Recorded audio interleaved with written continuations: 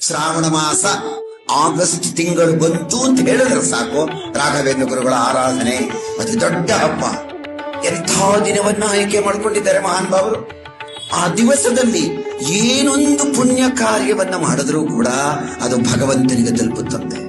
ಎಂಥ ನಾಸ್ತಿಕನಾದರೂ ಕೂಡ ವೇದವನ್ನ ಒಪ್ಪೋದಿಲ್ಲ, ಧರ್ಮವನ್ನ ಒಪ್ಪೋದಿಲ್ಲ, ಭಗವದ್ಭಕ್ತಿ ಇಲ್ಲ, ದೇವರ ಅಸ್ತಿತ್ವವನ್ನೇ ಅವನು ಸ್ವೀಕರಿಸಲ್ಲ, ಅಂಥ ಪರಮ ನಾಸ್ತಿಕನಾದರೂ ಕೂಡ ಆ ದಿನ ಮಠದ ಮುಂದೆ ಹೋಗ್ತಾ ಇದ್ರೆ ಆ ಮಠವನ್ನ ನೋಡಿ, ದೂರದಲ್ಲಿ ಕಾಣುವ ಬೃಂದಾವನವನ್ನ ನೋಡಿ ಎಂಥವನು ಕೂಡ ಕೈ ಮುಗಿದು ಬಿಡ್ತಾನೆ. ಆ ಒಂದು ಕೈ ಮುಗಿಯೋದ್ರಲ್ಲಿ ಉದ್ಧಾರ ಮಾಡ್ತಾರೆ ಮಹಾನ್ ಭಾವರು. ಇನ್ನೆಂಥ ಕರುಣೆ ಏನ್ರಿ ಮಹಾನ್ ಭಾವರದು.